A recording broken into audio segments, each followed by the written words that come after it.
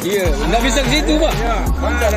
Iya, separuh nggak apa-apa situ Pak, separuh di sini Pak. Yang dulu Pak. Fishery Center, Development Center. Ini merupakan kerjasama dengan negara-negara di Asia Tenggara. Semua negara punya kebagian, kita kebagian khusus wilayah perairan umum dan daratan. Seperti kita ketahui semua, Sumatera Selatan merupakan wilayah rawa dan wilayah perairan umum. Kita punya danau. Di sini kita harapkan SIPDEC ini akan berguna untuk meneliti semua spesies perairan yang ada di sini. Sudah ada 228 dan diharapkan 228 ini nanti ketahuan mana yang sudah mendekati kepunahan, terus langkah-langkahnya seperti apa. Dan pada akhirnya ya tentunya bermanfaat buat masyarakat.